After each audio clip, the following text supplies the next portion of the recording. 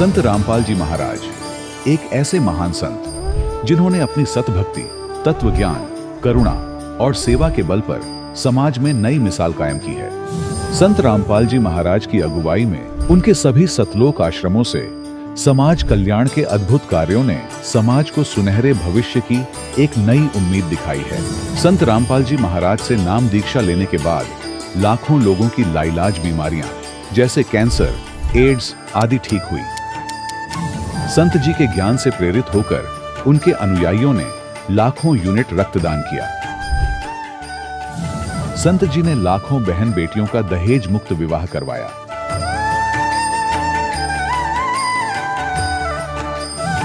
संत जी ने लाखों लोगों का नशा छुड़वाया, करोड़ों उजड़े परिवार बसे। संत जी के आश्रमों में समागम के दौरान निःशुल्क नेत्र चिकित्सा, दंत चिकित्सा प्रदान की जाती है। संत रामपाल जी महाराज द्वारा समय समय पर पर्यावरण संरक्षण के उद्देश्य से बड़े स्तर पर वृक्षारोपण किया जाता है। संत जी ने जरूरतमंदों को तत्काल राहत पहुंचाने के लिए एम्बुलेंस सेवा शुरू की। संत जी अपने अनुयायियों को देहदान के लिए प्रेरित करते हैं, जिससे मानवता की सेवा और चिकित्सा क्षेत्र में सुधार हो सके। संत रामपाल जी महाराज के सभी आश्रमों में हर रोज निःशुल्क भंडारा आयोजित किया जाता है, जहां हर वर्ग, हर जाति और हर धर्म के लोग एक साथ बैठकर भोजन करते हैं।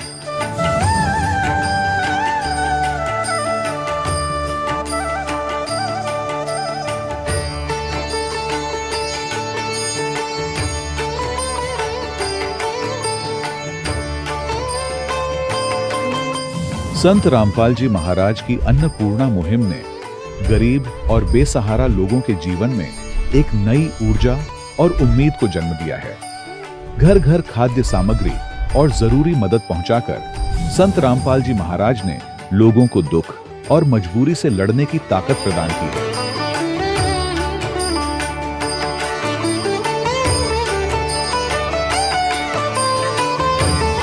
संत रामपाल जी महाराज द्वारा गरीब लोगों के लिए घर बनवाने का अद्भुत कार्य एक ऐसी मिसाल कायम कर रहा है जो सदियों सदियों संत जी की उदारता और दया भावना के तौर पर जाना जाएगा।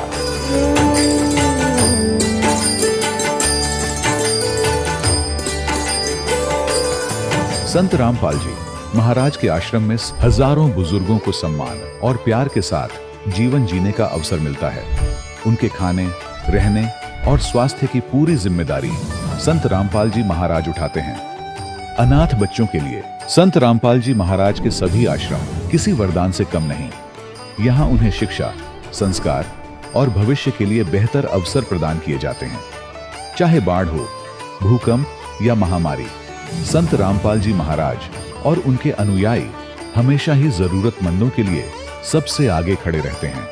कोविड महामारी के दौरान संत रामपाल जी महाराज के आश्रमों से करोड़ों लोगों के लिए भोजन, दवाइयां और जीवन रक्षक सामग्रियां उपलब्ध कराई गई। चाहे गरीब की मदद हो या किसी शोषित और पीड़ित वर्ग के हक और सम्मान की लड़ाई, संत रामपाल जी महाराज ने हमेशा ही उनकी दबी आवाज को सरकारों तक पहुंचाया है और उन्हें उचित न्याय दिलवाने में अहम भूमिका अदा की है। समाज में आध्यात्मिक और सामाजिक मूल्यों के प्रति जागरूकता लाने में संत रामपाल जी महाराज हर कदम पर मानवता के सच्चे सेवक साबित हुए हैं। संत रामपाल जी महाराज का जीवन हमें सिखाता है कि सच्ची सेवा वही है जो निस्वार्थ भाव से की जाए। आइए हम भी इस महान सेवा के कार्य में इस महान संत से जुड़ें और संत रामपाल जी महाराज से नाम दीक्षा लेकर अपने जीवन को धन्य बनाएं।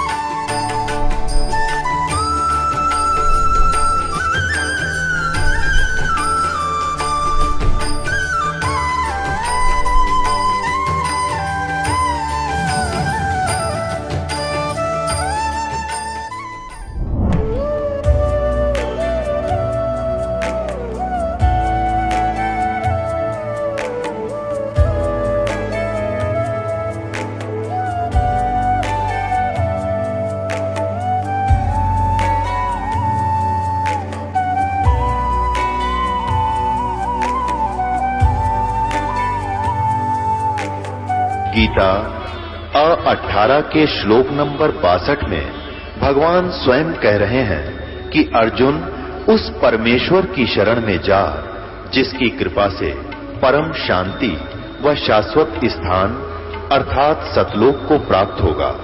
वो परमेश्वर कौन है, कहां है, कैसा है, जानने के लिए कृपया अवश्य सुनिए जगत गुरु तत्वदर्शी संत रामपाल जी महाराज के अमृत वचन। सत साहिब दर्शकों, ये कहानी है उड़ीसा के संबलपुर जिले की हेमांगिनी जी की, जिन्होंने हिंदू धर्म में प्रचलित सभी साधनाओं के साथ साथ ब्रह्मा कुमारी पंथ की भक्ति साधनाएं पूरे मन से की।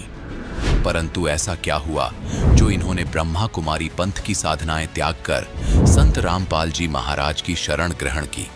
क्या इन्हें उन सभी सवालों के जवाब मिले जिनको जानने के लिए इन्होंने अपना आध्यात्मिक सफर शुरू किया था? आइए अब सुनते हैं हेमांगिनी जी की सच्ची कहानी, उन्हीं की जुबानी। नमस्कार जी। नमस्ते जी। क्या नाम है जी आपका? हेमांगिनी भोई। हेमांगिनी जी, आप कहाँ से हैं? जी मैं संबलपुर जिला से हूँ और उड़ीसा राज्य का। संत रामपाल जी महाराज से नाम दीक्षा आपने कब ली? जी मैं 2012 जनवरी 2 तारीख को नाम दीक्षा मिली संत रामपाल जी महाराज जी से। संत रामपाल जी महाराज से नाम दीक्षा लेने से पहले आप क्या भक्ति साधनाएं करती थी? जी जो आम जो चलती थी घर में, जो सिखाते थे, मम्मी पापा सिखाए थे, ब्रह्मा विष्णु महेश गणेश दुर्गा जी, इनकी भक्ति करती। जब मैं उनसे दुखी हो गई जी थी, फिर मैंने ब्रह्मा कुमारी ज्वाइन कर रखी थी 2011 में। 6 महीने में ब्रह्मा कुमारी की मैं सेंटर जाती थी जी। तो वहाँ पे मैं दुखी हो गई क्योंकि 6 महीने के बाद जो मैं समझ में आया, कंक्लूजन ये मिला दैट कि जो ब्रह्मा कुमारी में जो मुरली आती है उसमें ये पंथ मुझे पता चला कि हम ब्रह्मा कुमारी में अच्छे गुण भर्ती करेंगे अपने अंदर और हम सत्य युग में जन्म लेंगे।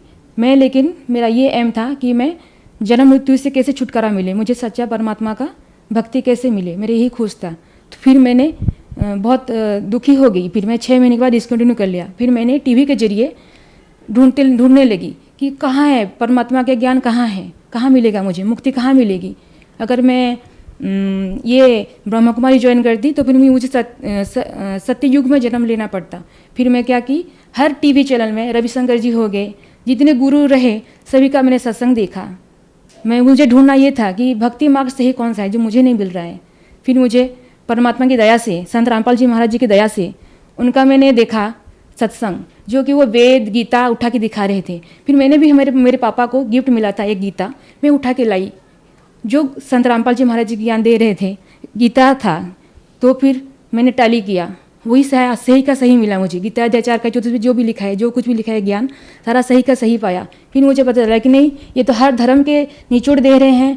हर धर्म, हिंदू मुस्लिम सिख ईसाई, सारे धर्म ग्रंथ जैसे कि बाइबल, गुरु ग्रंथ साहिब और कुरान शरीफ, गीता, वेद, संत रामपाल जी महाराज जी, वो सारा ज्ञान दिखा रहे थे। फिर मेरा विश्वास बढ़ गया। जब मैं टैली करने लगी, सारा निचोड़ दिखाया मैंने, सारा समझ गई मैं कि नहीं, कबीर ही भगवान है, कबीर ही वो अल्लाह परमात्मा है जो संसार सारा उसके पीछे और किसी के कहीं भाग रहे हैं, जबकि परमात्मा है कबीर परमात्मा, जो कि संत रामपाल जी महाराज जो ज्ञान दे रहे हैं, सारा शास्त्रानुकूल साधना है। तो मैं इस तरह नाम दीक्षा लेने के लिए मैंने अपने मन ही मन ठान लिया। जब मेरे पास कुछ नहीं था, क्योंकि मैं पापा के घर में रहती थी, क्योंकि 2010 में मेरी शादी हुई थी। तो 2011 के अंदर मेरा एक बच्चा भी पैदा हुआ था, 1-2 दिन जिंदा रहा था, उसका डेथ हो गया। उसके बाद पति का डेथ हो गया था 1 साल के अंदर। फिर मैं दुखी हो गई थी, इसी वजह से मैं इस शरण में ढूंढ रही थी भगवान कहाँ है बोल के। जब मैंने एक किताब देखा, मैं सत्संग सुने, वहाँ पे एक पीली पट्टी थी, पीली पट्टी में नंबर लिखा था। हमने अपने एड्रेस भरा, मैं मम्मी के नाम से, मेरे नाम से, भाई के नाम से, मैंने 4 एड्रेस मैंने भरा था। तो उसमें तब 2011 की बात है, तब आई थी किताब भक्ति सौदागर का संदेश। उस किताब को पढ़ के मुझे ये पता चला कि नामदान कुछ चीज़ है, नामदान कुछ लेना पड़ेगा। फिर मैंने ठान लिया कि नहीं, मुझे जाना है, वहाँ से मुझे नाम लेना है। फिर संत रामपाल जी महाराज की दया हुई जॉब मिलने के बाद, और फिर मैंने पापा को दिया था, पापा टिकट कटा लो और चलेंगे नाम लेने के लिए। जाके हमने संत रामपाल जी महाराज से नाम दीक्षा लिए। संत रामपाल जी महाराज से नाम दीक्षा लेने के बाद क्या आपको कोई लाभ भी मिले? जी, संत रामपाल जी महाराज जी से नाम लेके हमको विशेष बहुत लाभ मिला। मानसिक तरीके से, फाइनेंशियली कंडीशन सारा ठीक हो गया। और मेरी जितनी बीमारी थी, मैं सिकल सेल की बीमारी हूँ, मैं बचपन से, मुझे खून चढ़ता था, हर साल में 1-2 बार चढ़ जाता था। और मेरे इस सिकल सेल में जो प्रॉब्लम होता है, जैसे कि ये कुहनी में गठिया जितना होता है सब दर्द होता है, और जो बंदा रहता है चल नहीं पाता है, काम कोई कुछ कर नहीं पाता है। जैसे कि मैं थी बहुत बीमार थी पहले, संत रामपाल जी महाराज जी की दया से जो सिकिल सेल की बीमारी थी मेरी, तो पहले क्या होता था, गठिया बाद जितना भी मुझे दर्द होता था सारा कुछ, और मेरे ब्लड चढ़ता था, हर साल में 1-2 बार चढ़ता था ब्लड, वो सारा कुछ बंद हो गया। उसने डॉक्टर ने बोल रखा था कि आजीवन ये आपको दवाई खानी पड़ेगी, अगर ज़रूरत पड़ी तो आपको ब्लड भी चढ़ेगा। ये लाइलाज बीमारी है, और संत रामपाल जी महाराज जी की दया से अब मैं स्वस्थ हूँ और एक नॉर्मल लाइफ जी रही हूँ। मेरे रिपोर्ट है सारे, आप देख सकते हैं कि मुझे सिकिल सेल था, वो भी डिजीज़ था जो कि बहुत जो रहता है सबसे डिजीज बोलते हैं, एक ट्रेड रहता है हल्का सा रहता है, और जो डिजीज रहता है वो बहुत ज़्यादा गंभीर रहता है, वो डिजीज है मुझे, और मैं नॉर्मल ज़िंदगी जी रही हूँ। आप पता से कर सकते हैं, सारी रिपोर्ट है मेरे पास, अभी मैं नॉर्मल लाइफ जी रही हूँ संत रामपाल जी महाराज की दया से। लाभ जैसे कि बहुत बार ऐसा हुआ, मेरी नौकरी जाने वाली थी, मैं पंचायत राज डिपार्टमेंट में काम करती हूँ, एक गवर्नमेंट जूनियर इंजीनियर हूँ। बात होता क्या है कि हम 20-25 दिन रुक गए थे उधर, हम सत्संग सुनने गए थे। तभी क्या हुआ, जब मेरे आने के बाद, तभी मेरी जॉब कॉन्ट्रेक्चुअल थी, 2014 की बात कर रही हूँ, 2014 नवंबर 18, तो मैं आई थी 25 तारीख को मैं लौट आई थी उड़ीसा। तो फिर मैं वही नॉर्मल जॉब ज्वाइन की मैंने। जॉब ज्वाइन करने के बाद कोई एक शब्द भी मुझे नहीं बोला कि दैट कि क्यों तुम 25 दिन नहीं थी बोल के। ये है परमात्मा का, संत रामपाल जी महाराज जी का चमत्कार। और ऐसे सैकड़ों बार मुझे बचाए भगवान ने, हर एक्सीडेंट से, हर जगह से। ऑफिशियल में बहुत भी प्रॉब्लम हो, जो भी होता है, मालिक ऐसे परमात्मा संत रामपाल जी महाराज जी ऐसे सुलझा देते हैं, ऐसे पता भी नहीं चलता, सारा प्रॉब्लम का हल ही ऑटोमेटिक कर देते हैं संत रामपाल जी महाराज जी। उनका मंत्र में बहुत शक्ति है। परमात्मा की दया से, संत रामपाल जी महाराज की दया से प्रमोशन हुआ, 2017 में प्रमोशन हुआ है, रेगुलर हुआ अभी, पहले कॉन्ट्रेक्चुअल था जी। और शारीरिक रूप से ठीक हूँ, और मेरा मानसिक जो बीमारी था, मतलब मैं मेरा स्थिति असंतुलन था, जैसे कि मुझे जितना दुख था सारे मुझे पता चला मैं कौन हूँ, मैं कहाँ हूँ, मुझे कहाँ जानी चाहिए, मेरे लाइफ ज़िंदगी का एम क्या है, मेरी ज़िंदगी के जीने का मकसद क्या है, मुझे मिला नहीं था। जब संत रामपाल जी महाराज का ज्ञान मिला तब मुझे पता चला कि ज़िंदगी का मकसद होना क्या चाहिए, भक्ति कैसे करनी चाहिए, क्या होनी चाहिए ज़िंदगी में ज़रूरी। टीवी पर आज जो दर्शक आपको देख रहे हैं, अगर वो परेशान हैं, दुखी हैं और संत रामपाल जी महाराज से नाम दीक्षा लेना चाहते हैं तो कैसे ले सकते हैं? मानव समाज से मेरा यही अनुरोध है कि आप संत रामपाल जी महाराज जी का ज्ञान सुने। देखिए आजकल वो आप टीवी में आता है, आपको उनका किताब मंगा सकते हैं, उनका साइट देखिए, गूगल पर सर्च करिए www.jagatgururampalji.org। आप यूट्यूब पर देख सकते हैं सतलोक आश्रम, आप देखिए, उनका ज्ञान सुनिए, अपने शास्त्रों से, अपने जो घर में जो भी रखा है आपने, गीता, वेद या गुरु ग्रंथ साहिब, किसी भी धर्म के हो आप उससे मिलाप कराइए कि आप बता रहे हैं ज्ञान, आप एक बार ज्ञान सुनिए और उनसे जुड़िए, जल्द ही जल्द उनसे जुड़िए। संत रामपाल जी महाराज जी खुद पूर्ण परमात्मा के अवतार हैं। वो संत रामपाल जी महाराज जी कोई मामूली इंसान नहीं, वो भगवान है। नाम दीक्षा आप देखिए, पीली पिट्टी आती है सत्संग के दौरान, या फिर आप नेट पर सर्च करें गूगल पर www.jagatgururampalji.org। आप वहाँ पर नंबर वगैरह मिलेगा, आप कॉन्टैक्ट करिए। आपको नज़दीकी जिले, हर स्टेट में आपको नामदान केंद्र मिलेगा, आप वहाँ पे कांटेक्ट करिए नंबर पे, आपको नज़दीकी नामदान केंद्र का पता चल जाएगा, आप जुड़ सकते हैं इजीली। धन्यवाद जी। नमस्ते जी। दर्शकों, अभी आपने सुने संत रामपाल जी महाराज से दीक्षा प्राप्त करके सुखी हुए भक्त के अनुभव। अब देखिए जगत गुरु तत्वदर्शी संत रामपाल जी महाराज के मंगल प्रवचन। दूसरे ब्रह्मांड में ले जाता है सभी प्राणियों को, सभी चले जाते हैं तो वहां फिर उस ब्रह्मांड में फिर ऐसी रचना करता है। तो एक ब्रह्मांड में ये एक मुख्यमंत्री का रोल करता है। इसके बाद फिर दूसरा प्रभु है, सात संख ब्रह्मांड का मालिक है, जिसको गीता अध्याय नंबर 15 के श्लोक 16 में अक्षर पुरुष कहा है। सरपुरुष ये ज्योत स्वरूपी निरंजन है, जो 21 ब्रह्मांड का स्वामी मालिक राम है। और सात संख ब्रह्मांड का स्वामी वो अक्षर पुरुष है, जिसको पर ब्रह्म भी कहते हैं, यानी नेक्स्ट ब्रह्म से नेक्स्ट ब्रह्म, वो सात संख ब्रह्मांड का स्वामी है। और ये ब्रह्म और इसके अंतर्गत जितने प्राणी और ये परब्रह्म यानी अक्षर पुरुष सात संख ब्रह्मांड का स्वामी, ये तथा इसके अंतर्गत जितने प्राणी, ये सभी नाशवान हैं। और जीवात्मा तो पशु पक्षी की भी नहीं मरती, वो अलग बात है। फिर गीता अध्याय नंबर 15 के श्लोक नंबर 17 में तुरंत कहा है कि उत्तम पुरुष तु अन्य परमात्मा इति उदाहरते, ये लोक त्रयम आविश्य विवर्ती अवैश्वर है। इन दोनों से सरपुरुष और अक्षर पुरुष से कोई पुरुषोत्तम यानी श्रेष्ठ परमात्मा जो वास्तव में अविनाशी है, वो तो इनसे कोई और है, भिन्न है। उसके विषय में गीता अध्याय नंबर 8 के श्लोक नंबर 1 में अर्जुन ने प्रश्न किया कि हे प्रभु, जो आपने 7वें अध्याय के 29वें श्लोक में जिस तत्परम की जानकारी दी है, उसको जानने के बाद साधक केवल जरा और मरण से, जरा माने बुढ़ापे का दुख, मरण माने मृत्यु के संकट से सदा के लिए छूटने के लिए प्रयत्न ही करता है, यहाँ की किसी वस्तु को नहीं चाहता, तो वो किम तत्परम 8वें अध्याय के गीता जी के 30वें श्लोक में उसने कहा कि वो परम अक्षर ब्रह्म है। तो गीता अध्याय नंबर 15 के श्लोक नंबर 17 में इसी परम अक्षर ब्रह्म की जानकारी है कि उत्तम पुरुष तो अन्य परमात्मा इति उदाहरते। इसको भगवान कहते हैं परमात्मा। परम माने श्रेष्ठ, आत्मा माने आत्मा, यानी परमात्मा श्रेष्ठ आत्मा। श्रेष्ठ आत्मा वो होती है जिसके राज्य में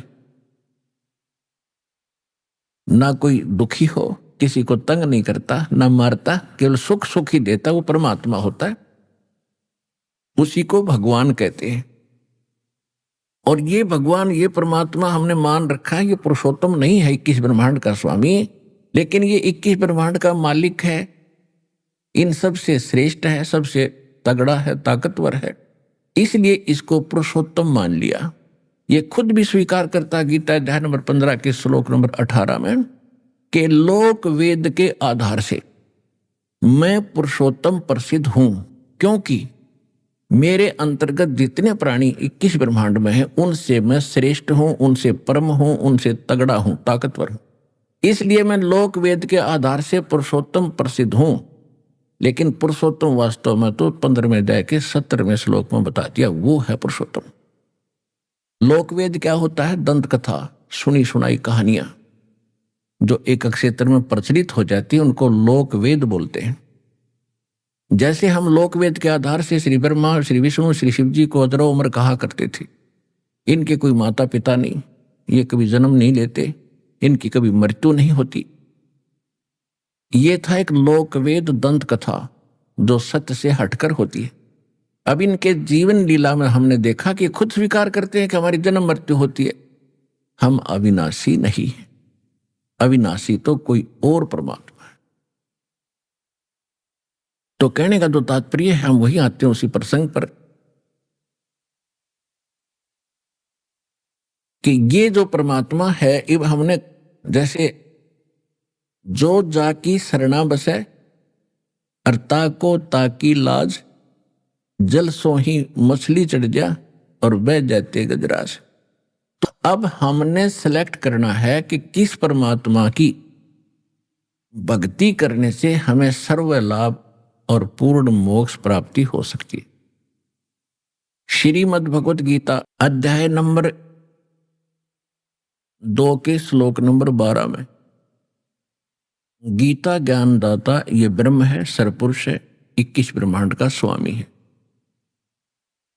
श्री ब्रह्मा, श्री विष्णु, श्री शिव जी का ये पिता है।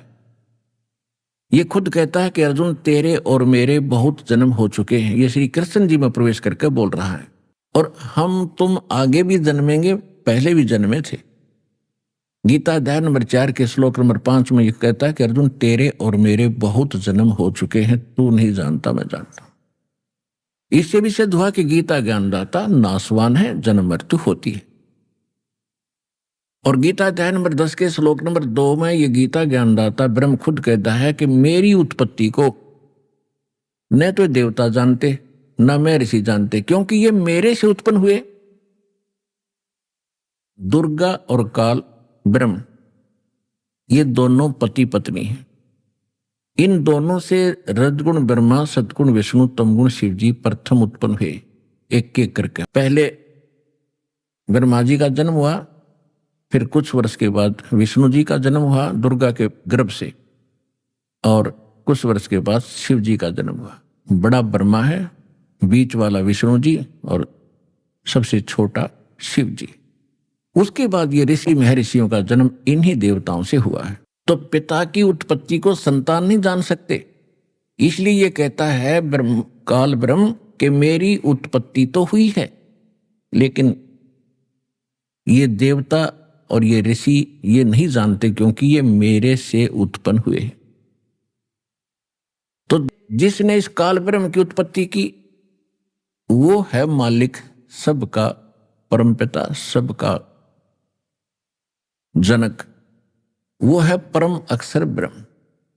और ये स्वयं कहता है कि मेरी भी जन्म मृत्यु होती है, तुम्हारी भी जन्म मृत्यु रहेगी। अब गीता अध्याय नंबर 18 के श्लोक नंबर 62 में कहा कि अर्जुन तू सर्व भाव से उस परमेश्वर की शरण में जा, उसकी कृपा से ही तुम परम शांति को और सनातन परम धाम को प्राप्त होगा, शाश्वत स्थान को प्राप्त होगा। शाश्वत स्थान कौन सा? जिसका कभी नाश ना हो। गीता अध्याय नंबर 15 के श्लोक नंबर 4 में कहा कि तत्वदर्शी संत की प्राप्ति के उपरांत उससे प्राप्त तत्व ज्ञान रूपी शस्त्र से इस अज्ञान को काटकर, यानी अच्छी तरह इस अध्यात्म ज्ञान को समझकर उसके पश्चात परमेश्वर के उस परम पद की खोज करनी चाहिए, जहां जाने के बाद साधक फिर लौटकर कभी संसार में नहीं आते, और जिस परमेश्वर ने सब ब्रह्मांडों की रचना की, और केवल उसी की भक्ति करो, अन्य की नहीं। गीता ज्ञानदाता स्पष्ट कर देता। तो वो परमात्मा कौन है? तो सत्संग इसी का नाम है जो सब सदग्रंथों का निर्णय कर दे। और परमात्मा ने 600 वर्ष पहले इस कलयुग में और प्रत्येक युग में आकर ये सत्संग कर रखा था। सौभाग्य हमारा कि धर्मदास साहिब जी ने ये लिख लिया, आज हमारा युग काम आया।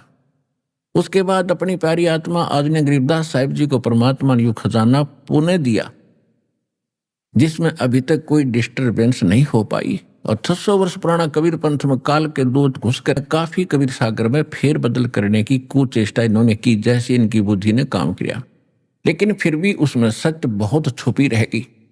उसकी पूर्ति के लिए संवत 1774 में आदरणीय गरीबदास साहिब जी का जन्म हुआ, और सन 1700 यानी उसके बाद 10 वर्ष की आयु के में परमात्मा स्वयं आए सतलोक से, उस बालक गरीबदास जी को मिले, सतलोक सचखंड लेकर के सारे ब्रह्मांडों की स्थिति से परिचित कराया और अपना लोक दिखा जहां भगवान रहता है स्वयं कबीर परमात्मा। वहां कितने सुखी प्राणी हैं, कैसे वहां का रहन सहन सुंदर है, और कैसे अमर शरीर है। वहां जाने के बाद फिर मृत्यु जन्म नहीं होता, ना अवृद्ध अवस्था है। फिर गरीबदास जी को वापस छोड़ा, जिस समय गरीबदास साहिब जी को मृत जानकर चिता पर रख दिया था। उसके बाद गरीबदास साहिब जी को विश्वास हुआ कि मैं सचमुच सतलोक होकर आया हूं, नहीं तो वो स्वप्न मान लेते यदि चारपाई पर पड़े पड़े ज्यों का तू वापस शरीर हो जाता। उसके बाद परमात्मा ने उनके अंदर वो ज्ञान फीड कर दिया जो सत्य से परिपूर्ण है।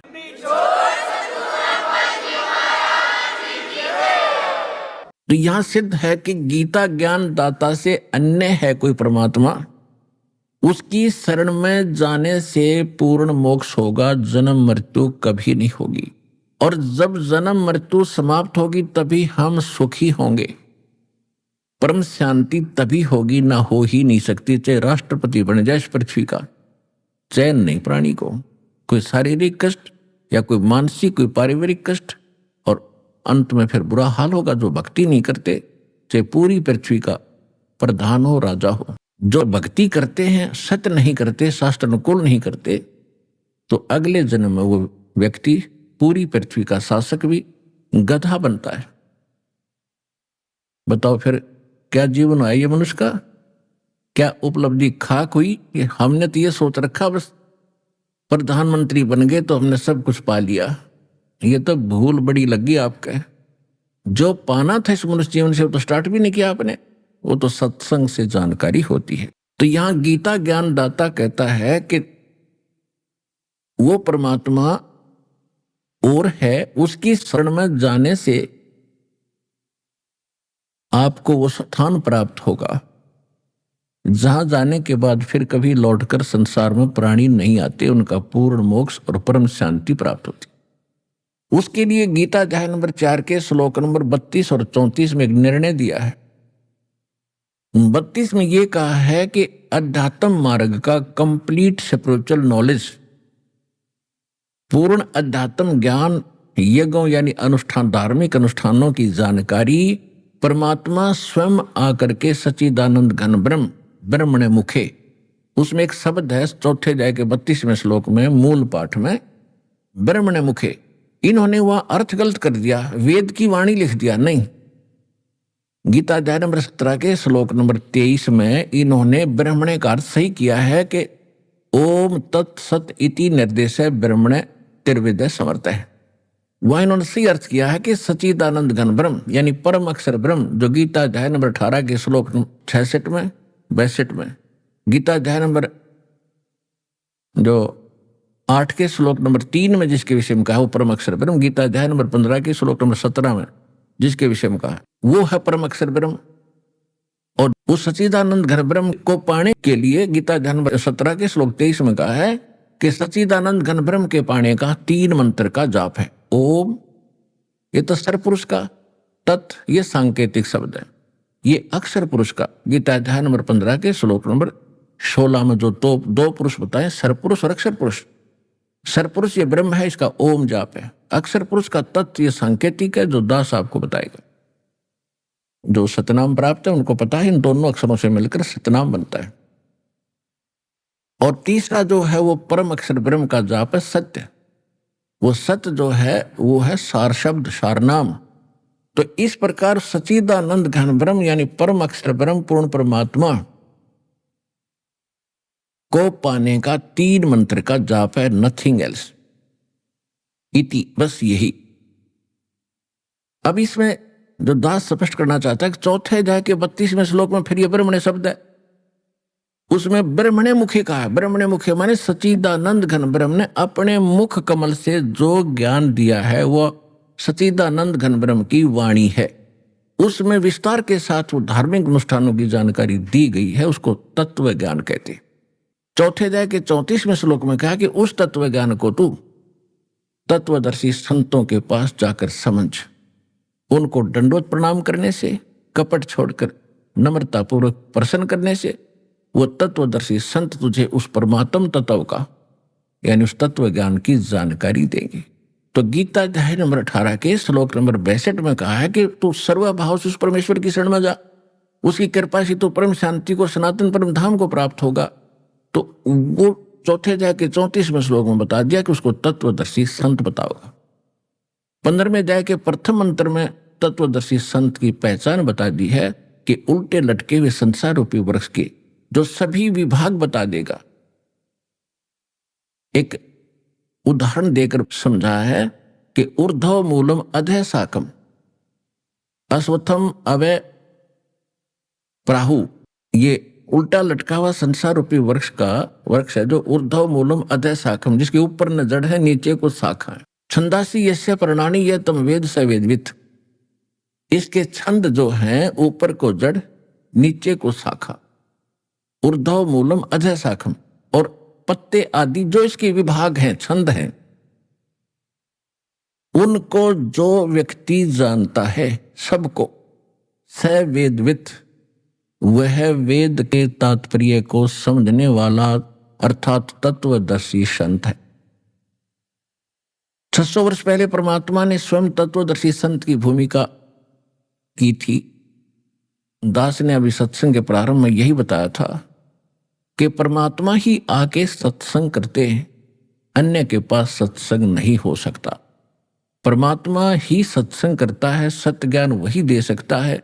तो उन्होंने 600 वर्ष पहले अपनी सच्चिदानंद घन ब्रह्म की वाणी में कहा था, कबीर वाणी में, अक्षर पुरुष एक पेड़ है, निरंजन वा की डारे, तीनों देवा शाखा है, भाई पाते रूप संसार। प्रणानी भी बता दिए, पत्ते भी बता दिए कौन है। जैसे जमीन से बाहर जो पोर्शन, जो भाग दिखाई देता उसको वृक्ष कहते हैं, और जमीन से तुरंत बाद जो मोटा पोर्शन है, मोटा पार्ट है उसका, ट्री का, वृक्ष का, तो उसको तना कहते हैं। तो तना तो समझ लो अक्षर पुरुष है। और उससे फिर मोटी डार निकलती है कई। एक मोटी डार समझो वो सरपुरुष, ये ज्योत स्वरूपी निरंजन है। और उस मोटी डार से फिर 3 शाखा हो, रजगुण ब्रह्मा, सतगुण विष्णु, तमगुण शिव जी। ये शाखा समझो, तीनों देवा शाखा है और हम फिर आगे पात रूप में है। अब इस समय दोनों बात समझवाएंगे आपका कि एक तो जड़ कौन है। अब जड़ है पूर्ण परमात्मा जो गुप्त है, अव्यक्त है, परोक्ष है, और सारा कुछ होता ही जड़ से है। पौधे को आहार जड़ से मिलता है, पौधे को आहार जड़ से मिला तो तना बड़ा हुआ, इसी से डार फली और इसी से शाखाएं प्रफुल्लित हुई, उसी से पत्ते और फिर टहनियों के फल लगते हैं। अब शाखा कौन है? ब्रह्मा विष्णु महेश। इनको फल लगेंगे, फल इन्हीं के लगेंगे क्योंकि व्यवस्था है ये वृक्ष के कि शाखाओं के फल लगेंगे। लेकिन वो फल लगेंगे कैसे? जब हम मूल की सिंचाई करेंगे, सेवा करेंगे जड़ की, और फिर उसके बाद पेड़ बनेगा, शाखाएं बड़ी होंगी, बढ़ेंगी, ये देवता बढ़ेंगे और फिर ये फलों से लदपद हो जाएंगे। अब आपका शास्त्र अनुकूल जो साधना होगी उसमें आपका पूज्य तो रहेगा इष्ट परम अक्षर ब्रह्म कबीर साहब। उसको हम इष्ट रूप में पूजा करेंगे, उसकी पूजा करेंगे तो फिर हमारे शास्त्र अनुकूल शुभ संस्कार बनकर इन ब्रह्मा विष्णु महेश रूपी शाखाओं के पास जाएंगे और ये न चाहते हुए इनको देने पड़ेंगे। अपने आप शाखाओं के वो फल लदपद हो जाते हैं, कितने तोड़ और खाओ। और हम क्या करते रहे? परमात्मा ने यही बताया कि तुम शास्त्र विधि त्याग का मनमाना आचरण शुरू कर दिया। आपको ये तो पता लग गया कि टहनियां फल देती हैं, कि ब्रह्मा विष्णु महेश आपको यहां लाभ दे रहे हैं, लेकिन ये दे कैसा रहे हैं, वो कैसे दे रहे हैं, कहां से दे रहे हैं, ये ज्ञान ना होने से आपने टहनियों की पूजा शुरू कर दी, जड़ छोड़ दी, मूल छोड़ दिया, और जिस कारण से आपका भक्ति रूपी पौधा व्यर्थ हो गया। अब जैसे गीता अध्याय नंबर 3 के श्लोक नंबर 10 से लेकर 15 में कहा है कि आप यज्ञों के द्वारा, यज्ञ माने धार्मिक शास्त्र अनुकूल अनुष्ठानों से इन देवताओं को बढ़ाओ, और ये बढ़े हुए देवता तुम्हें फिर बिना मांगे फल देंगे। तीसरे अध्याय के 12 श्लोक में फिर कहा है कि जो इनको दिए बिना, यानी शास्त्र धर्म अनुष्ठान नहीं करते, धार्मिक अनुष्ठान भक्ति धर्म कर्म नहीं करते, तो वो तो चोर हैं परमात्मा की, वो पाप खाते हैं। और फिर कहा है कि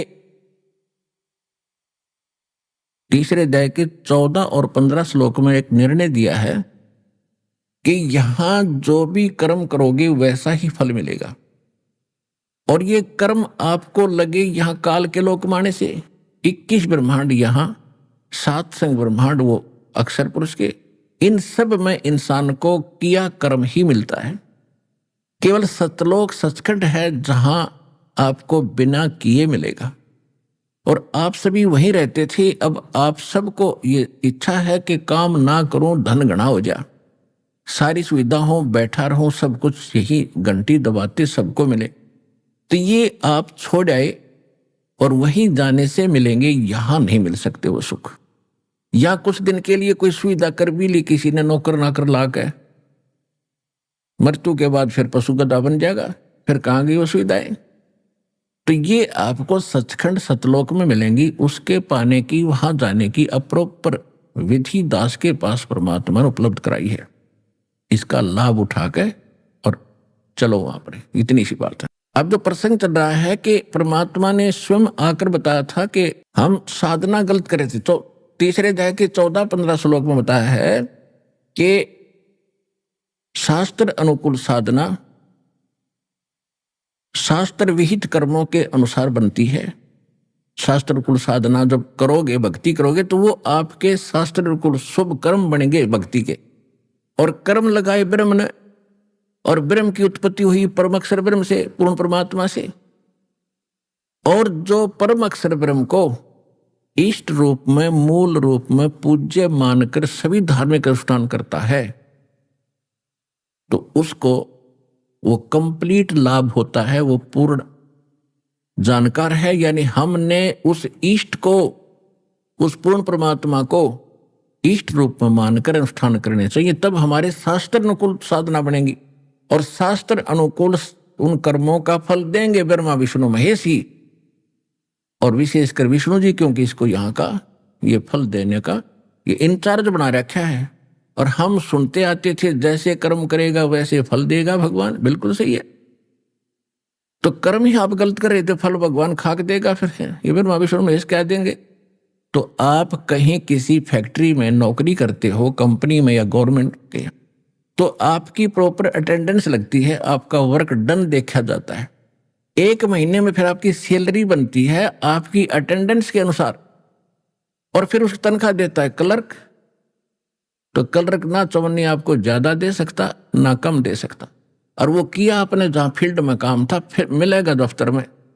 इसी प्रकार समझ लेना कि शास्त्र अनुकूल साधना जब आप करोगे, वो शास्त्र अनुकूल शुभ संस्कार भक्ति के आपके बने, तो फिर वो फल ये ब्रह्मा विष्णु महेश रूपी क्लर्क ही देंगे आपको, और नहीं दे सकता। यहाँ का इंचार्ज है। पुण्यात्माओं, हम अपने बच्चों को और स्वयं भी शिक्षा के लिए कितना तवज्जो देते हैं, कितना महत्व देते हैं। और लगभग 16 वर्ष बच्चा पढ़ता है, 16वीं करेगा, 16 पढ़ा, उसके बाद M.Ed, B.Ed या कोई ट्रेनिंग करता है, तो 20 वर्ष हम अपने बच्चों को, बेटा बेटियों को फ्री छोड़ देते हैं कि बेटा आप पढ़ो और अपना जीवन सफल करो। तो कितना सिलेबस पढ़ते हैं, ट्यूशन भी लगाते हैं, ना जाने दिन रात लगे रहते हैं, तब जाके कोई सफलता मिलती है। और वो शिक्षा तो होगी, लेकिन उसमें भी सबको वो उपलब्धि नहीं होती। 10% ही को कोई नौकरी, कोई व्यवसाय प्राप्त होता है, अन्यथा 90% अपना वही दैनिक कार्य करते हैं, उनको लाभ भी ना हुआ। और इस अध्यात्म मार्ग की जो साधना और प्रयत्न है, मजदूरी, ये कभी विफल नहीं जाएगी। इससे आपके संस्कार भी शुभ होंगे, आपके जो कर्म में ना लिखा होगा शुभ, वो भी मालिक देगा इन शुभ कर्मों से, इस जन्म में भी स्टार्ट कर देगा। तो इसके लिए हमने इब नए सिरे से इतनी ही तवज्जो इस अध्यात्म मार्ग को समझने के लिए देनी पड़ेगी। इसके लिए परमात्मा ने इतनी सुविधा कर दी है कि कलम तोड़ दी, प्रोजेक्टर बनवाए, चैनल बनवाए, एक चिप बनवा दी, एक मेमोरी कार्ड छोटा सा, इसमें 10-10, 40-40 घंटे का सत्संग सुन सकते हो। जब भी संसारिक कार्य से, पढ़ाई से, जो भी आप जॉब भी कर रहे हो, कोई मजदूरी कर रहा है, तो अवश्य थोड़ा सा समय परमात्मा के ज्ञान को समझने में निकालो। हम अपने प्रत्येक कार्य के बाद बहुत से ऐसे गलत काम करते थे जिनकी कति आवश्यकता नहीं थी। ताश खेलना, कित बैठकर 10-5 में गप्पे मारना, कित राजनीति की चर्चा करना, या बच्चे पढ़ाई छोड़कर के बाद जो समय मिलता है उसमें फिल्म देखते हैं, तो वो समय व्यर्थ जाता है। उस समय को परमात्मा के ज्ञान सुनने में और इस प्रमाणों को देखकर परमात्मा को जानने में अवश्य लगाए। तो इसके लिए परमात्मा ने ऐसी सुविधा दी है, आसानी से आप समझ सकते हो। क्योंकि गुरु क्या होते हैं, ये आध्यात्मिक टीचर होते हैं। और इस काल ने इसकी इतना प्रारूप बिगाड़ दिया भक्ति का, किसी ने 4 बात सीख ली, वो गुरु बन गया, अटपट खटपट करके लाखों को बर्बाद करके आप भी नरक में, साथ उन घसीट ले गया। तो अब हमने उन गुरुओं को भी पहचानना है जो भक्ति मार्ग ठीक नहीं रखते, तो वो सबसे बड़े अपने जीवन के दुश्मन और साथ में अन्य प्राणियों के भी वो शत्रु सिद्ध होंगे। वो बुरे नहीं है, उनको ज्ञान नहीं है, उनके साथ आपने बद व्यवहार नहीं करना चाहिए, लेकिन कोशिश करो समझाने की। और नहीं मानते हैं, सारा कुछ जानकर भी नहीं मानते, तो आदमी अच्छा नहीं है। उसके लिए परमात्मा ने ऑप्शन बता दी है कि जान बूझ साची तजय और करे झूठ तैने, और ताकि संगत है प्रभु सोपन में भी ना दे। तैसे नालायक के पास फिर दोबारा नहीं जाना चाहिए। तो आपको पता है कि सारा ज्ञान समझा दिया और गुरु बना बैठा है और अब भी नहीं मान रहा है, तो इंसान अच्छा नहीं है। जो अच्छे इंसान महंत संत हैं वो समझ रहे हैं और यहाँ आके अपना कल्याण करवा रहे हैं। और उन्होंने अपने चेलों से भी कह दिया भी मेरा मार्ग गलत था, अब वापस चलो। अब जैसे कोई जा रहा है और 10-20 को साथ ले रहा है, आगे उसको कोई मार्ग मिल जाता है कि रास्ता ठीक नहीं है, तो उसकी समझ व्यक्ति की अगर नेक है तो यूं कहेगा भाई ठीक है वापस चलो, धोखा लग गया, भूल लगी मेरे, वापस चलने में हित होगा। तो फिर भी नहीं मानता है तो आदमी अच्छा नहीं है, उसके पास संपर्क ही ना रखो तो बैठा रहेगा अकेला, औरों को खराब तो ना करेगा फिर। तो इसलिए दास आपको ऐसा ज्ञान दे रहा है कि बूढ़े से लेकर बच्चे तक इन प्रमाणों को देखकर बहुत आसानी से समझ जाता हु इज गॉड और क्या हमारी पवित्र सदग्रंथ हमें बताना चाहते हैं और हमें प्राप्त क्या हुआ था उनसे, हमें ज्ञान मिला क्या था, वो कितना गलत और बेबुनियाद था और वास्तविकता इस पर पवित्र सदग्रंथों में क्या छुपी थी। और इन्हीं सदग्रंथों का नाम लेकर ये धर्म गुरु हमें ज्ञान बताया करते थे, तो हम सत्य माना करते थे कि जो ये बता रहे हैं वो हमारे धर्म ग्रंथों में लिखा है वो सही है। तो धर्म ग्रंथों में क्या लिखा है अब आपको पता चला, तो अब उन दंत कथा को ना स्वीकार करके अपने शास्त्रों में लिखी सच्चाई को स्वीकार करना चाहिए। इतना सा प्रयत्न और इतना सा ज्ञान है। अब देखिएगा श्रीमद् भगवद गीता अध्याय नंबर 15 के श्लोक नंबर 1 से लेकर 4 का एक सारांश है। ऊर्ध्व मूलम अधः शाखम अश्वत्थम प्राहु अवम छंदासी यस्य प्रणानी ये तम वेद स वेदवित। ये देखिएगा, ये पवित्र सदग्रंथ श्रीमद् भगवद गीता और ये गीता प्रेस गोरखपुर से प्रकाशित है। जयदाल गोविंद का इसके अनुवादक हैं। इसके अध्याय नंबर 15 का श्लोक नंबर 1 आपको दिखाते हैं। ये है पंचदशो अध्याय, 15वां अध्याय स्टार्ट हुआ। 1 नंबर मंत्र में है कि ऊर्ध्व मूलम अधः शाखम अश्वत्थम प्राहु अवम छंदासी यस्य प्रणानी ये तम वेद स वेदवित। इसका अर्थ है कि ऊर्ध्व मूलम, ऊर्ध्व माने ऊपर को, इन्होंने गलत लिखा है। अधः माने ब्रह्मा मुख्य रूप मुख्य शाखा वाली, ये गलत अनुवाद किया। अध माने नीचे होता, देखिएगा ये दूसरी श्लोक में इसी 15वें अध्याय का, इसमें ऊर्ध्व शब्द भी है, अधः भी है। अधः 2 बार लिखा अधः, और यहां इन्होंने अनुवाद किया है अधः माने नीचे, अधः माने नीचे, अधः माने नीचे, और ऊर्ध्व माने ऊपर, अधः माने नीचे, अधः माने नीचे। बिल्कुल, तो यहां ये विचलित हो गए क्योंकि इनको श्री कृष्ण से ऊपर ज्ञान नहीं था।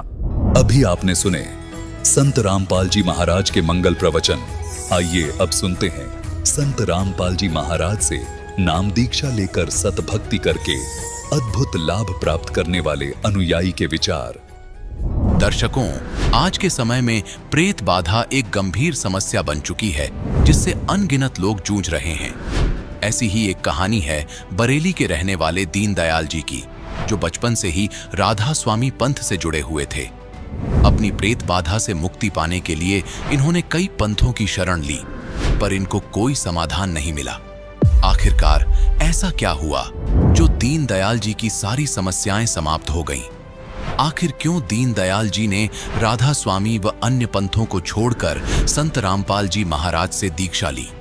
आइए सुनते हैं दीनदयाल जी की सच्ची कहानी उन्हीं की जुबानी। नमस्कार सर। सच साहब जी। सर क्या नाम है आपका? दीनदयाल। दीनदयाल जी आप कहाँ से हैं? ग्राम हल्दीकला, तहसील मीरगंज, जिला बरेली, उत्तर प्रदेश से। सर संत रामपाल जी महाराज से नाम दीक्षा आपने कब ली? 29/9 सन 2009। संत रामपाल जी महाराज की शरण में आने से पहले आप क्या भक्ति साधनाएं करते थे? हम जन्म से ही राधा स्वामी पंथ के स्वामी दिव्यानंद जी महाराज हैं, जिनका आश्रम संडीला हरदोई है, वहाँ से जन्म से ही जुड़े हुए थे। उसके बाद में हमारी शादी होती है सन 2001 में। तो हमारे ससुराल वाले जो भी थे वो जय गुरुदेव से जुड़े हुए थे। तो ससुराल वाले कहने लगे कि आप इधर भक्ति ना करके जय गुरुदेव से नाम दीक्षा लेके और भक्ति करें, ताकि आप पे जो भूत प्रेत की बाधा है ये सब दूर हो जाएगी। दिव्यानंद जी के शरण में रहते रहते हमारे को एक भूत प्रेत बाधा जो थी वो दुखी करने लगी थी। तो अब उसको लेकर के हम जय गुरुदेव की शरण में गए। वहाँ पर बताया कि आपको जो नशा है वो सब त्यागना होगा। नशा बहुत करते थे, तो हमने ससुराल वालों से कहा ठीक है, अगर जय गुरुदेव मना कर देंगे कि भाई नशा नहीं करना तो नहीं करेंगे। उस दिन सत्संग में गए, जाके पंडाल में बैठे तो वहाँ पर जय गुरुदेव ने सत्संग यहीं से स्टार्ट किया कि मैं नशा को मना नहीं करता। भारत देश किसानों का देश है। यहाँ पर किसान खेत में मेहनत करते करते आराम पाने के लिए बीड़ी का सहारा लेता है और बैठ जाता है। तो मैं मना नहीं करता कि बीड़ी मत पियो, हुक्का मत पियो। हाँ, ऐसा नशा ना करो जिससे कि अपने आप को भूल जाओ या सामने वाले को भूल जाओ। सासू माँ से कहा कि माताजी, गुरुजी तो मना कर नहीं रहे, फिर मैं क्यों छोड़ूं? बोली अब आप जानो और गुरुजी जाने। कोई नहीं, मैं नशा करता रहा। जो भी बीड़ी सिगरेट पान तम्बाकू और अंडा भी खा लेता था, दारू, और साथ में सुल्फा भी बहुत पीता था। तो ये सब नशा बराबर चलता रहा था और वो भूत भी नहीं भागा। फिर हम जय गुरुदेव में जाते जाते भोले बाबा हैं पटियाली वाले, उनकी शरण में यहाँ पर बहेड़ी में 8 दिन का सत्संग था। वहाँ पर भी हम गए और जाके 8 दिन बराबर सत्संग सुना, लेकिन उनके वचन से कोई संतुष्टि ना मिली। फिर निरंकारियाँ हरदेव सिंह जी महाराज, उनके यहाँ पर गए, वहाँ से भी उनके सत्संग सुने, कोई संतुष्टि ना मिली। फिर सतपाल जी हैं, उनके यहाँ पर गए, सत्संग सुना, संतुष्टि ना मिली और लगे वहीं पर रहे जय गुरुदेव के यहाँ पर। लेकिन भूत जो प्रेत बाधा थी वो हमारी बरकरार रही, वो भी वहाँ पर नहीं हट पाई। इनसे कोई लाभ नहीं हुआ, हानि जरूर होती रही। हानि तो इतनी होती रही कि इनकी शरण में रहते रहते भी मेरे पे प्रेत बाधा रहने लगी। ऊपर से हमारी मम्मी जो थी उन्होंने दवा खा ली, वो एक्सपायर हो गई। अन्य आर्थिक स्थिति इतनी कमज़ोर हो गई कि समय से सब्जियां भी नहीं मिल पा रही थीं। तो लाभ तो कुछ ना, हानि ज़्यादा हुई। संत रामपाल जी महाराज की शरण में आने का क्या कारण बना? मेन कारण था प्रेत बाधा। हमारे पे एक भूत आता था, उसको लेकर हम ज़्यादा दुखी थे। मेरे को फ़ोन किया और बताया कि दीनदयाल, आपके जो प्रेत बाधा है वो संत रामपाल जी महाराज की शरण में जाने से बाधा दूर हो सकती है, तो क्यों ना हम संत रामपाल जी महाराज की शरण में चलें। हम आश्रम पहुँचे, संत रामपाल जी महाराज के आश्रम। तो अब बीड़ी की लत, जो नशा हम करते थे, तो उससे हम छोड़ नहीं पा रहे थे। और बीड़ी की लत ऐसी समझो कि जैसे हम घर में ऐसे पैदा हुए जैसे गेहूं में कंडुआ। घर में कोई नशा नहीं करता था, लेकिन हम नशा सभी करने लगे थे और साथ में लेके गए। पापा साथ में थे। तो जैसे ही हम आश्रम के गेट पर पहुँचे तो ये तो जानते थे कि आश्रम के अंदर कोई भी धूम्रपान, कोई भी नशा निषेध है, लेकिन फिर भी हम चतुराई दिखा करके बैग में कपड़ों की तह में अंदर ले गए। और वहाँ पर भक्तों ने जब झाड़ा लिया तो कपड़े हिलाकर देखे तो उसमें निकल पड़ी, बीड़ी भी निकल पड़ी, माचिस भी निकल पड़ी। तो उन्होंने कहा बाहर फेंक के आओ। हमने वो बहुत ही क्या से बबूल की जड़ से रख दिया, उसके ऊपर घास डाल दी, ताकि जब भी हम निकलेंगे आश्रम से और तुरंत बीड़ी पिएंगे। उस समय हम गए, वहाँ पर देखा, अंदर जाके नज़ारा ही कुछ अलग था। भक्तों से मिले, जो भी भगत मिले बहुत प्यार उनके अंदर दिखाई दिया और फिर नाम दीक्षा ली। सर, संत रामपाल जी महाराज से नाम दीक्षा लेने के बाद आपको क्या लाभ हुए? संत रामपाल जी महाराज से नाम उपदेश लेने के बाद में जब हम घर लौटते हैं तो प्रेत बाधा तो हमारी पहले ही ख़त्म हो चुकी थी। नाम लेते ही घर आते हैं तो करीब 1 महीना हुआ था कि भक्तमती हमारी जो पत्नी है उन्होंने नाम नहीं लिया था और अचानक उनके कान में दर्द हुआ और दर्द होने पर बेहोश हो गई। उन्हें लेके हॉस्पिटल गए। हॉस्पिटल में बताया कि इनके कान के पर्दे जा चुके हैं, मैल बहुत आ रहा था। तो उसने दर्द का इंजेक्शन लगाया। इंजेक्शन लगाते ही उसको आवाज़ आनी बंद हो गई। आवाज़ आनी जब बंद हुई, तुरंत उससे कहा कि भाई तू दवा दे, जो भी देनी है डॉक्टर से, और हम कहीं दूसरी जगह इलाज करा लेंगे। वहाँ से ले आए, दूसरे हॉस्पिटल में लेके गए तो पता लगा कि इसके कान के पर्दे गल चुके हैं और इसका ऑपरेशन होगा, कान के पर्दे पड़ेंगे और 90,000 रुपये खर्चा भी बताया। लेकिन हम इतना पैसा नहीं जुटा पा रहे थे ताकि हम 90,000 रुपये खर्च करके ऑपरेशन कराएं। वहाँ पर जो आसपास के भगत थे उनसे प्रार्थना की कि भगत जी ऐसे ऐसे परेशानी आ गई है, हमें क्या करना चाहिए। तो एक भगत ने बताया कि भगत जी आप सीधे आश्रम चले जाओ और वहाँ से जाके गुरु जी से ही प्रार्थना करो, वही कुछ कर सकेंगे। तो वही समझ में ही आया और सीधे हम आश्रम चले गए। आश्रम जाके गुरु जी से प्रार्थना की संत रामपाल जी महाराज से कि मालिक इसके कान खराब हो चुके हैं और 90,000 रुपये डॉक्टरों ने खर्चा बताया है और इतने पैसे हमारे पास हैं नहीं, कहाँ से इतना जुटा पाएंगे। गुरु जी बोले कोई नहीं, इसे नाम दीक्षा दिलाओ और मर्यादा में रह के भक्ति करो, सब ठीक हो जाएगा। विश्वास था नहीं कि इतना विश्वास करें ताकि ठीक हो जाएंगे, क्योंकि पता था कि संत तो कहते ही रहते हैं कि ठीक हो जाएंगे ठीक हो जाएंगे। पिछले समय से देख रहे थे हम संतों की बात, तो विश्वास नहीं हुआ। मन में विचार आया क्यों ना हम जब तक ये कान ठीक ना हो जाते तब तक यहीं पर रहें, ये निर्णय लेके और हम वहीं पर टिक गए। 2 बार दर्शन के लिए संत रामपाल जी महाराज के जाते थे हम, तो हर बार में दिखाते और बोलते कि मालिक दया करो कान ठीक हो जाएं। मालिक की रजा हुई कि बिन दबा के पहले दिन ही सबसे पहले कान का मैल कम हुआ। दूसरे दिन दर्शन के लिए गए तो पता लगा कि कान का मैल आना ही बंद हो गया। करते करते इसी तरह 8 दिन लगातार हम आश्रम में रहे, सेवा की और मालिक से प्रार्थना की कि 8 दिन में बिन दबा के भी वो कान आज तक ठीक हैं, सुनाई भी बराबर आती है, मैल भी नहीं आता, बिल्कुल ठीक है, वो स्वस्थ है। संत रामपाल जी महाराज की शरण में जाने से ये मेरी पत्नी को लाभ हुआ। उसके बाद में मेरा बेटा एक छोटा उस समय था 1 साल का, मेरे घर से करीबन 50 फीट दूरी पे रोड है। तो 1 साल का लड़का लड़खड़ाता हुआ रोड की तरफ निकल जाता है। बाइक से आ रहे 2 सवार वो टकरा जाते हैं उस लड़के से। दोनों की अच्छी टक्कर हुई, लेकिन लड़के के कहीं खरोच नहीं आई।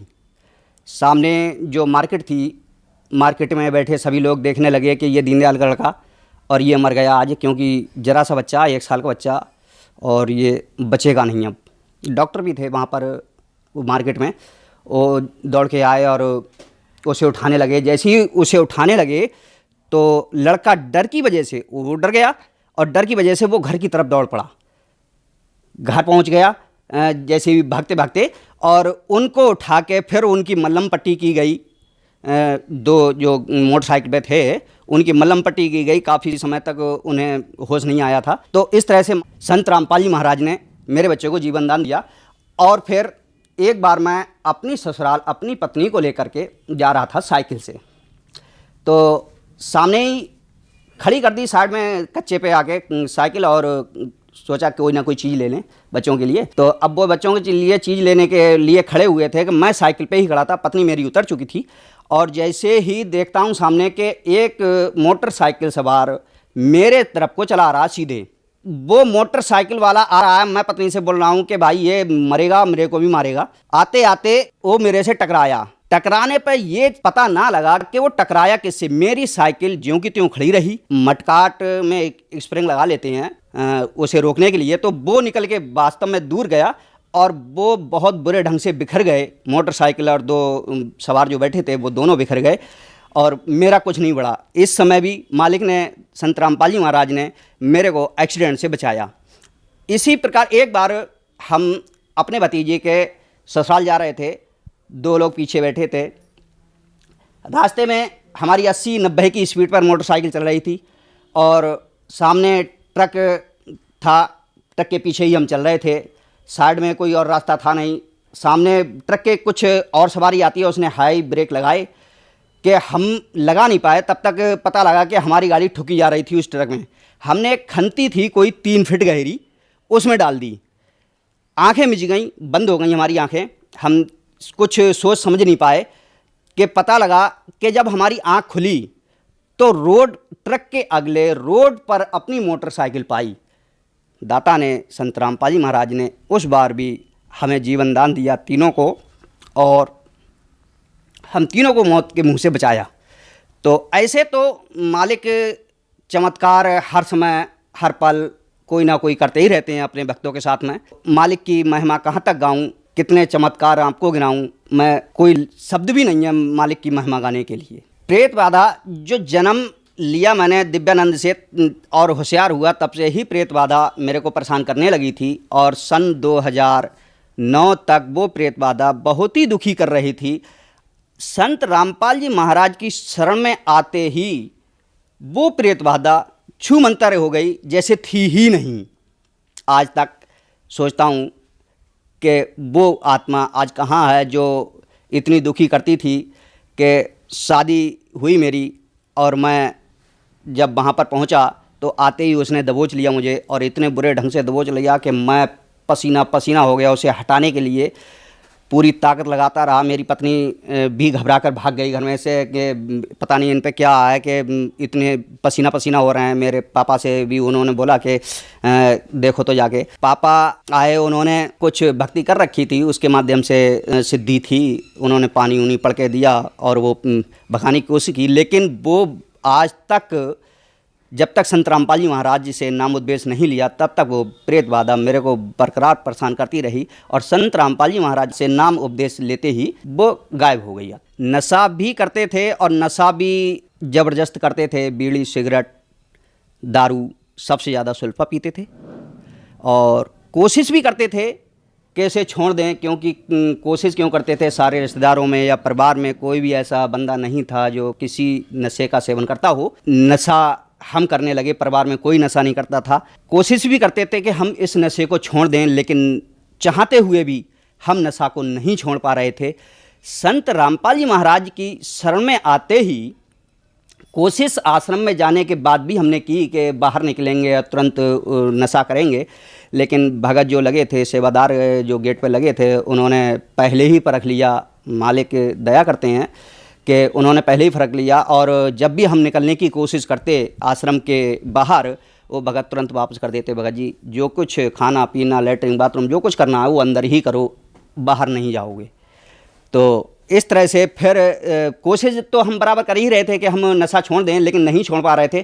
3 दिन आश्रम में ही हम रहे बिन नशा किए। फिर उस दिन से आज दिन तक संत रामपाल जी महाराज की रजा है कि बीड़ी या किसी भी नशा को यूज करना तो दूर रहा, कि अगर कोई पास में करता भी है नशा तो बदबू आती है। तो मालिक की बहुत बड़ी रजा है कि हम नशा से भी मुक्ति पाए और प्रेत बाधा से भी मुक्ति पाए। जीवन दान भी मिला, हमको भी मिला, हमारे बच्चों को भी मिला। आर्थिक स्थिति पहले इतनी गंभीर थी कि हम समय से सब्जियां भी नहीं खाते थे। कारण था कि 2 बच्चे हैं, दोनों बच्चों को कोई ना कोई बीमारी हर समय लगी रहती थी। एक को हॉस्पिटल से लेके आया, दूसरा पहुंच गया, दूसरे को लेके आया, पहला पहुंच गया। इस तरह से लगे रहते थे। और फिर जाके गुरुजी से प्रार्थना करी, संत रामपाल जी महाराज से प्रार्थना करी कि मालिक मेरे बच्चे बहुत बीमार रहते हैं और समय से सब्जी भी नहीं मिल पा रही है हम लोगों को। गुरुजी बोले, आशीर्वाद देते हुए, बच्चों के सिर पे हाथ रखते हुए गुरुजी ने कहा, संत रामपाल जी महाराज ने, कि जा बेटा, आज से तेरे बच्चे बीमार न रहेंगे। तो आज मेरे बच्चे, एक 9 साल का है, एक 11 साल का है। दोनों बच्चे ही स्वस्थ रहते हैं, आज तक कोई दवाई नहीं लेते, बिन दवा के वो बिल्कुल स्वस्थ हैं। और इसीलिए मालिक ने आज इतने ठाट कर रखे हैं। कमाई हमारी उतनी है, मालिक ने हर चीज़ घर में उपलब्ध कर रखी है, सारी सुविधाएं भी हमको बराबर मिल रही हैं। सर, जो श्रद्धालु आज आपको देख रहे हैं, आप उन्हें क्या संदेश देना चाहेंगे? भाई, संदेश तो क्या, हम प्रार्थना ही कर सकते हैं भक्त समाज से कि वो संत रामपाल जी महाराज की शरण में आएँ और आर्थिक, मानसिक सभी समस्याओं से समाधान पाएँ और मुक्ति का मार्ग भी पाएँ। संत रामपाल जी महाराज की शरण में कैसे आ सकते हैं? बहुत आसान तरीका है। आज के समय में संत रामपाल जी महाराज ने दया कर रखी है कि हर जिला में सेंटर खोल रखे हैं। टीवी के माध्यम से आप नंबर जो आते हैं टीवी पर, उन पर संपर्क करें। अपने नज़दीक के सेंटर की जानकारी मिलेगी आपको और वहाँ पर जाकर नाम उपदेश ले सकते हैं। धन्यवाद सर। सर साहेब जी।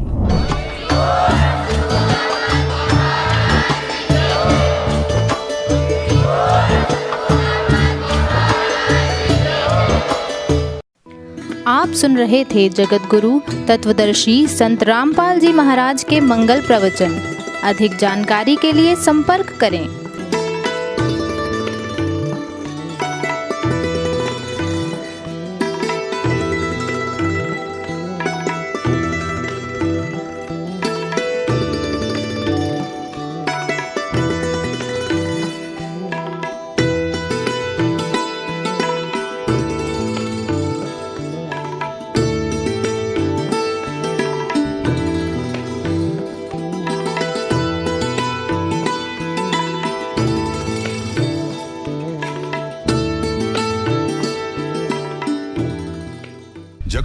तत्वदर्शी संत रामपाल जी महाराज जी के पावन सानिध्य में भक्ति की अलख जगाने तथा श्रद्धालुओं को सत्य भक्ति मार्ग का रास्ता दिखाने हेतु कनाडा के लोकप्रिय channel the TV NRI channel पर जगत गुरु तत्वदर्शी संत रामपाल जी महाराज जी के मंगल प्रवचनों का प्रसारण प्रतिदिन सुबह 7:30 बजे से 8:30 बजे तक तथा रात्रि 7:30 बजे से 8:30 बजे तक किया जा रहा है। इस सत्य भक्ति मार्ग को अपनाने के लिए अधिक से अधिक सत्संग प्रसारण देखें। इस सत्संग प्रवचन का सीधा प्रसारण संत रामपाल जी महाराज लाइव सत्संग YouTube चैनल और जगत गुरु संत रामपाल जी महाराज Facebook पेज पर भी देख सकते हैं।